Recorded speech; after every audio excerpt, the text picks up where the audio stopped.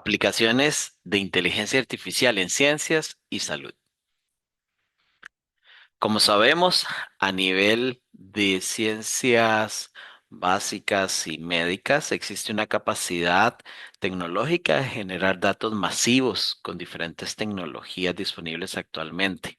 Pero vivimos una maldición de la dimensionalidad, que se refiere a esa incapacidad de extraer la información relevante al mismo ritmo del cual producimos esta información masiva. Para lidiar esto, contamos con estrategias de análisis de datos como la bioinformática y de particular interés para hoy, la inteligencia artificial, que por supuesto no se refiere a robots matando a la humanidad, sino a diferentes procesos de análisis de datos inspirados en la forma de cómo los seres humanos procesamos información para la toma de decisiones. En ese ámbito, reconocemos dentro de la inteligencia artificial al aprendizaje automático como un gran componente y estrategia de análisis de datos con algoritmos como clasificación, agrupamiento, deep learning y que contralapen otras áreas. Y podemos encontrar a la inteligencia artificial generativa y destacan de aquí herramientas como AlphaFold, que es una herramienta basada en deep learning, y o ChatGPT como una herramienta de inteligencia artificial generativa basado en grandes modelos de lenguaje. Con esto presente vamos a abordar algunas aplicaciones que hemos estado trabajando por ya varios años. El primero de ellos en el contexto de COVID-19, implementamos un tipo de algoritmo de agrupamiento con casi 19,000 pacientes de Costa Rica, en el cual teníamos sus datos de síntomas durante estas etapas diagnósticas de COVID. E implementamos entonces algoritmos de agrupamiento para formar clusters o grupos basados en los perfiles sintomáticos. Y de hecho, identificamos 7 grupos sintomáticos. Y luego los comparamos por diferentes factores de riesgo, la carga viral inferida por las pruebas moleculares de PCR y los genotipos o genomas de SARS-CoV-2 cuando estaban disponibles. Em, en la comparación, pudimos identificar estos 7 grupos, en el cual destacaba uno, que era el grupo de todas las personas asintomáticas, y luego diferentes grupos de individuos que tenían algún perfil de síntomas, por ejemplo, algunos más digestivos, otros más de sintomatología más de malestar general o más respiratorio. De forma interesante, en algunos grupos se veía como algunos factores de riesgo, aunque todos estaban presentes, como asma, diabetes o hipertensión arterial, en algunos tenía algún cierto predominio. Y esto fue importante junto con estudios internacionales porque ponían evidencia que la enfermedad incluía una serie de síntomas, no solamente respiratorios, como al inicio de la pandemia, se tenía en la definición de caso, ¿verdad? Meramente síntomas respiratorios. Y esa definición de sospecha, pues evolucionó y a incluir otro tipo de síntomas, lo cual en parte también esto contribuyó, dando esa caracterización de casos positivos. Y esto fue publicado y es un trabajo que se realizó en colaboración con varias instituciones, inclusive a cargo del proceso de vigilancia de este tipo de patógenos y de investigación en el caso de la Universidad de Costa Rica. También en una forma similar, pero en lugar de usar síntomas, utilizamos datos de laboratorio de perfiles de citoquinas e hicimos algoritmos de agrupamiento para identificar justamente aquellos individuos cuyo tenían una semejanza en sus pruebas de laboratorio de citoquinas y los grupos, en este caso 3 grupos, pudimos ver que inclusive no solamente se diferenciaban en diferentes categorías de estas pruebas de laboratorio, inclusive también de una clasificación clínica, pero muy importante, uno de los grupos, el clúster 3, correspondía con un perfil que tenía una mayor probabilidad de sobrevivencia, con una diferencia significativa con otros grupos, por ejemplo, el grupo 1, el clúster 1, que tenía un a los 50 días en un estado de gravedad de COVID, se asociaba con una mayor mortalidad, de manera tal que el perfil de citoquinas daba alguna guía para inclusive hacer una intervención más específica a esos posibles pacientes y un mejor seguimiento en miras de tratar de garantizar su sobrevivencia. Este fue un trabajo en colaboración con el doctor Javier Mora, que fue el líder, y contribuimos nosotros en la parte del análisis de datos y fue justamente publicado también. Otro caso que hemos realizado en colaboración con el Instituto de Tecnología de Massachusetts fue la aplicación de algoritmos de clasificación con el doctor Alex She de esa institución y tuvimos dos publicaciones científicas en el cual estudiamos monos marmosetas, los que están representados aquí en la imagen, y para estudiar su composición de la microbiota y tratar de diferenciar grupos que tenían o no afectaciones del tracto digestivo. Con esto, con la aplicación de los algoritmos de clasificación, la idea es ver o tratar de determinar algunos grupos bacterianos que diferenciaban entre las diferentes categorías de los monos, sanos o enfermos, y que si podían tener o no algún valor, en este caso la microbiota, en la diferenciación de las diferentes categorías. Y esto fue publicado en dos trabajos. También en preparación se encuentra un estudio que realizamos con datos de cáncer en una colaboración con el doctor Warner Alpizar, especialista en cáncer.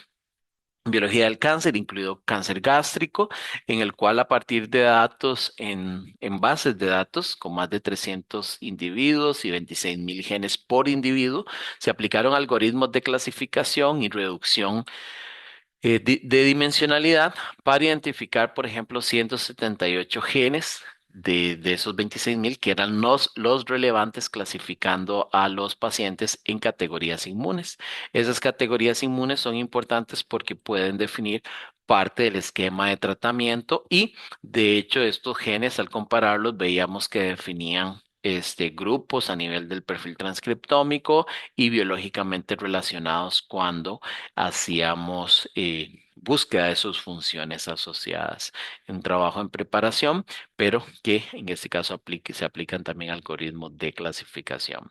Dentro de estos, el desempeño de estos algoritmos, veíamos que una mejora en la clasificación de estas categorías inmunes después del entrenamiento, cuando únicamente se utilizaban 178 genes, a diferencia del desempeño, por ejemplo, en la exactitud cuando se utilizaban los datos totales. Eso significa que el tener 26, más de 26.000 genes mete ruido y compromete los análisis de este tipo de estrategias. Veamos aquí los perfiles mejorados a nivel de todos los individuos con sus categorías inmunes. Pero ahora utilizando nada más 178, que es una resolución mejorada en comparación cuando se utilizan los 26.000 genes. También biológicamente con funciones asociadas a estos 178 genes a condiciones de respuesta inmune y en general asociado a la condición de que estábamos hablando de cáncer. Y inclusive con conexiones moleculares reflejadas en este tipo de modelos de biología de sistemas que crean redes.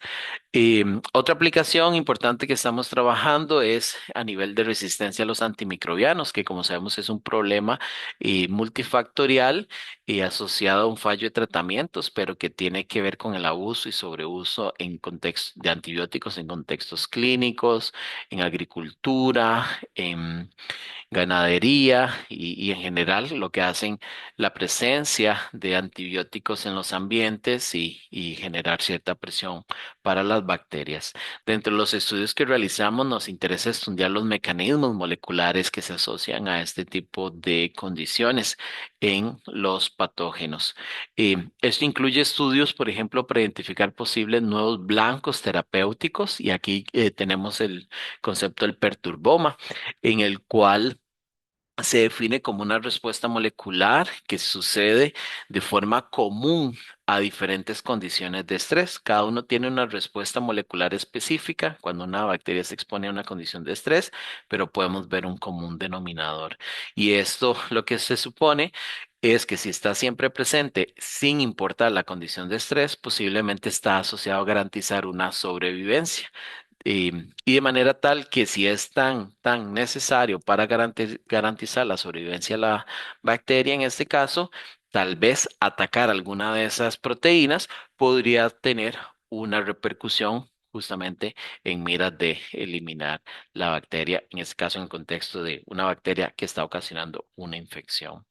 Em, Esto ha sido reportado en varios tipos de organismos y nosotros implementamos unos análisis con más de 300 muestras, con más de 16.000 genes para tres bacterias, Pseudomonas aeruginosa, Escherichia coli, Staphylococcus aureus. Implementamos unos algoritmos de clasificación y agrupamiento en el cual pudimos reducir genes de miles de genes a un poco, a unos pocas decenas de genes como los importantes, diferenciando las condiciones de estrés de las no bajo condiciones control o sin la condición de estrés.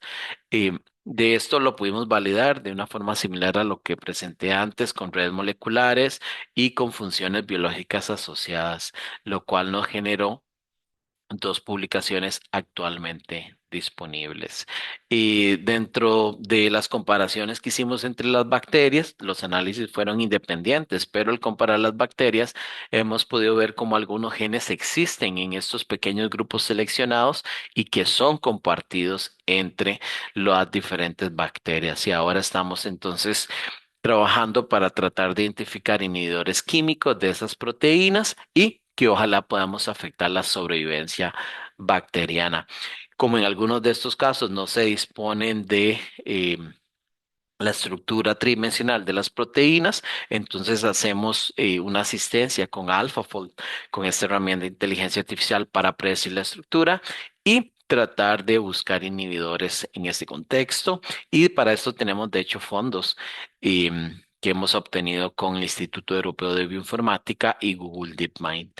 Y también una última aplicación tiene que ver en cómo se puede inferir el antibiograma, ¿verdad? Que es esta prueba de susceptibilidad a antibióticos en bacterias, y a partir de la secuenciación del genoma completo.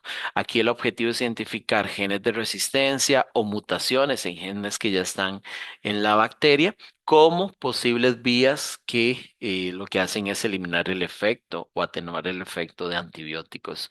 Normalmente el tipo de prueba de laboratorio que se realiza es una prueba basada en fenotipo, en el crecimiento o no de la bacteria cuando se expone a antibióticos. Y en este caso, una estrategia puede ser el análisis del ADN. Para esto tenemos datos de bacterias que se consideran prioridad uno o de prioridad de alta prioridad, como es la resistencia a carbapenémicos en Pseudomonas aeruginosa.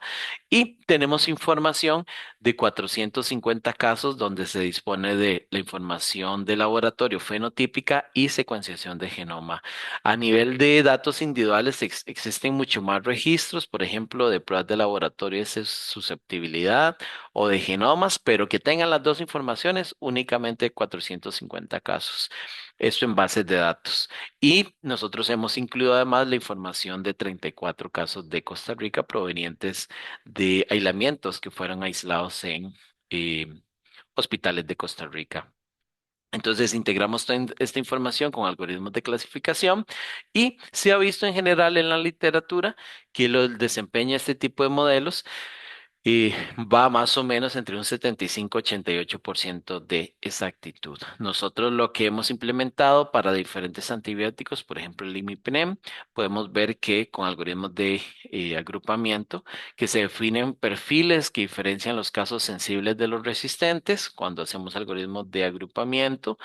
Implementamos el entrenamiento con cierta porción, una gran porción de los datos, y podemos hacer un ranking de los genes o determinantes que son más importantes, separando a los casos que son susceptibles al antibiótico de los que no son susceptibles, los resistentes en este caso. Y finalmente una evaluación para predecir, por ejemplo, el fenotipo, la predicción, por ejemplo, resistente y que es congruente con la prueba de laboratorio, ¿verdad? No es perfecto, no esperamos que sea perfecto, pero tiene un buen desempeño, en este caso de un 76% de exactitud.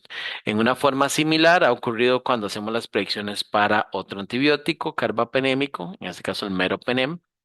y que igual define perfiles que pueden separar las dos clases de resistente o sensible y con algoritmos bien entrenados, con métricas que están adecuadas. También se pueden seleccionar cuáles son los genes más importantes diferenciando las dos categorías o clases y con un desempeño de igual de predicción de las categorías de resistente o sensible que llega a ser del 80%, lo cual es comparable con los reportes de la literatura.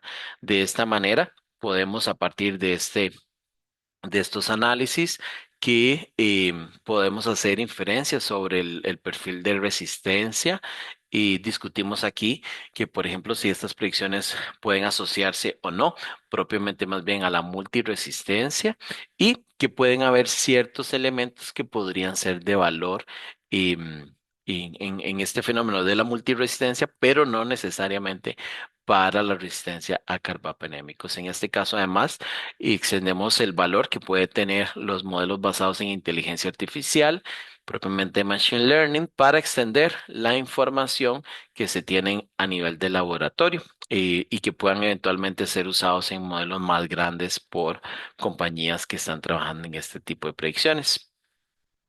Y de esta manera, pues lo que tratamos de integrar es cómo los laboratorios clínicos en función y conceptos integrados de una salud puedan proveer información para seguir haciendo la identificación de agentes, ¿verdad? Estamos hablando del diagnóstico, pero también monitoreo de la resistencia a los antimicrobianos y la incorporación de otros niveles de vigilancia como es la microbiología ambiental y el monitoreo de genes de resistencia, por ejemplo, en aguas residuales.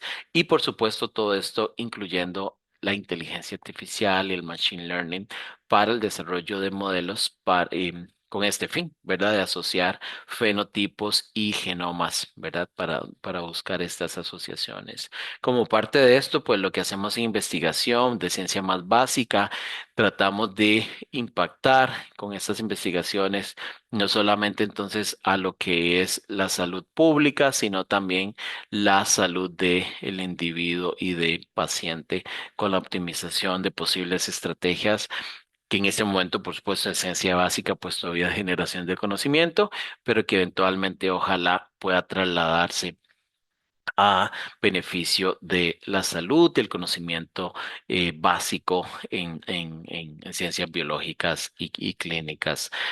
También destacamos que de aquí tenemos esfuerzos para seguir extendiendo las capacidades mediante entrenamiento y enseñanza de análisis de la inteligencia artificial y su uso en diferentes ámbitos. Y como parte de esto, a nivel latinoamericano, estamos desarrollando durante 2024 y 2025 eh, un proyecto BioTrain con financiamiento de Chan Zuckerberg Initiative, en el cual diferentes instituciones liderado por la Universidad de Costa Rica y el Instituto Europeo de Bioinformática y con la red de colaboradores de CavanaNet. En conjunto hemos trabajado en extender estas capacidades de inteligencia artificial en Latinoamérica.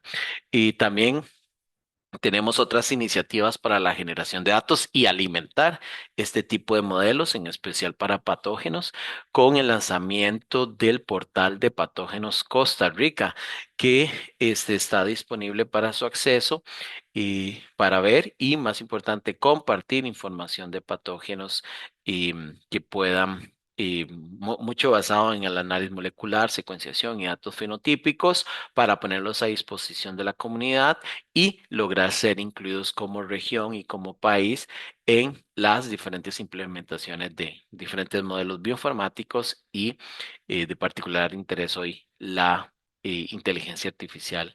Y de esta manera, pues percibir todos los beneficios al hacer estudio de patógenos y las herramientas que se implementen. Y, finalmente indicar que tenemos otra serie de actividades. Y bueno, aquí una foto relacionada con la actividad de BioTrain que se realizó en Costa Rica en junio de 2025, proyectos relacionados al fenómeno humano y también la participación con el grupo de AlphaFold desde Inglaterra, en el cual hemos trabajado para establecer proyectos y alianzas de uso de la inteligencia artificial, en este caso enfocado en AlphaFold para extender eh, estas capacidades en estas áreas de más biológicas y clínicas. Así que terminamos con esta parte.